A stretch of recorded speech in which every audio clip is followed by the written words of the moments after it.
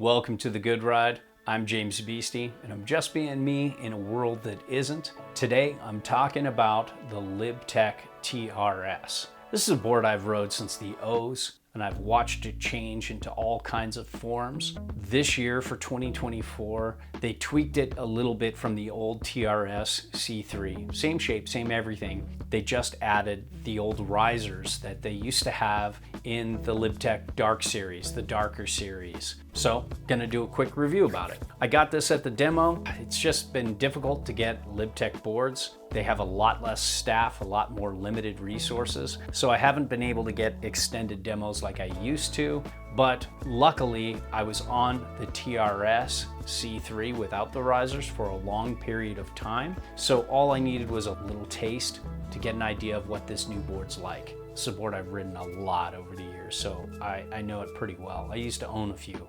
The snow was firm, but fair and fun. Good day to test C3 board with a disrupted side cut like this. This board does really well in those conditions. I rode it with my Union Atlas and Vans Verse. When it comes to sizing, this 157 fit me just right. This is the size I like. I've owned the 59 in the past and that works pretty well too, but I think this 57 is the right balance for me. Some things that might make you want to swipe right on this snowboard dating app is it's got great grip. It's very stable, somewhat locked in, tracks really well. There's a decent amount of camber, but not too much to feel super technical for a board that doesn't have really any early rise. Just has a passive bend in the middle. Some things that might make you want to swipe left, the base is slow. The float has always been poor with the TRS. You always struggle more than you do with other boards like this. So let's talk shape. In the past, this was twinish with a centered side cut years ago. These days, it seems to be more true twin or very close to it. It feels very centered, very between the feet. When it comes to camber, this has the same camber profile of the TRS I tried before. Full camber from tip to tail with a passive bend in the middle, maybe a touch of early rise before the tip and tail, but not much. There's also a small nose and tail, old school, round shape. It's not super forgiving, but it's more forgiving than a lot of full camber C3 boards. Like for example, if you compare this to the Dynamo, which is a much more directional, versatile board, it has more camber going on. This camber seems to be a little lower to the ground, like a mellow C3. When it comes to edge hold, there is a good side cut going on here for hard to icy snow. If you live out on the East Coast, this would be a great choice for you because not only does it feel stable between the feet, and doesn't have that auto spinny C2 kind of thing. It's got amazing grip, so it's gonna track well and grip well. Great East Coast board. When it comes to the flex, they call this one the new Org Throttle Energy Transfer Platform, whatever that is. Just a little riser in the middle. They used to have this on the darker series and I liked it. It just felt like it gives you a little more leverage, but overall it just makes the board feel a little stiffer underfoot. I could butter this okay, but it's not amazing.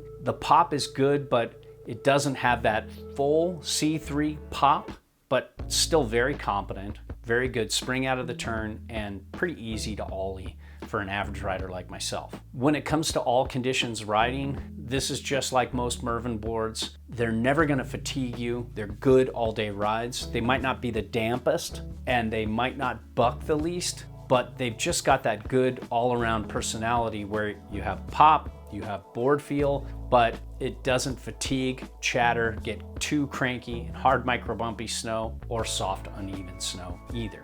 When it comes to speed, pointing it, going straight, there are better boards for this. But it's not bad for a twin type board. It does pretty well. The side cut allows you to go straight and it's pretty balanced. The base glide isn't that great. It needs a lot of wax to keep its speed. It's not on the level of a lot of other boards at this price point, but it's not terrible either. It might be a deal breaker though. If you're somebody who likes a fast base and likes to wax a lot, you're just never gonna glide as easy as some of your buddies on other boards. So the overall turning experience with this board is pretty fun. Not amazing, but definitely fun for a twin. I thought it had very quick turn initiation, and when you got it on edge, it was pretty balanced, maybe a touch on the turny side, and on hard snow, it was so fun laying into a carve with this. It'll give you more purchase and allow you to carve harder than you would with other boards with more camber in hard snow because of this grip. So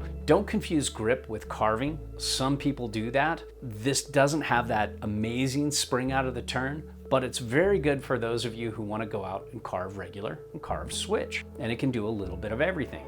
Cross the groomer, circle carve, maybe a long drawn out turn or two. Nothing amazing anywhere, but not bad. Powder, didn't try it. Haven't ridden the TRS in powder for a long time. When it was twinish, I used to take it out, try to set it as far back as I could, which isn't much. And it was a cartwheeling mess. It sucked. It still sucks because now it's a true twin and it has that old school nose and tail that just doesn't float that well. If you're a rider like me, stay away from this in powder. When it comes to riding switch, I like the GNU RC C3 a lot better. Same day tests, same boots, same bindings, same runs. I just thought that was a little bit better switch, but this is close. This is a true twin. It's very easy either direction, and I like it. This is a great half pipe board. This is such a fun board to ride in the half pipe. So is the RCC3. I think this is fun on kickers. Not that I'm really hitting big kickers or hitting jibs anymore.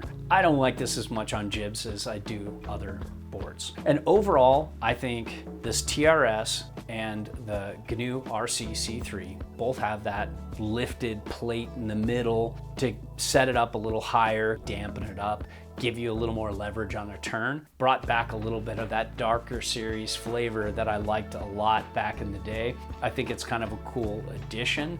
And overall, I think both of them are great. I think if you're riding switch a lot and you like that asymmetrical feel and you always ride perfectly duck, you might like the RCC3 a little better. They have a similar camber profile. But if you're somebody who maybe rides maybe slightly duck, or you're not perfect either way, and you just like a true twin feel better than an asymmetrical twin feel, then I think the TRS might be the better choice.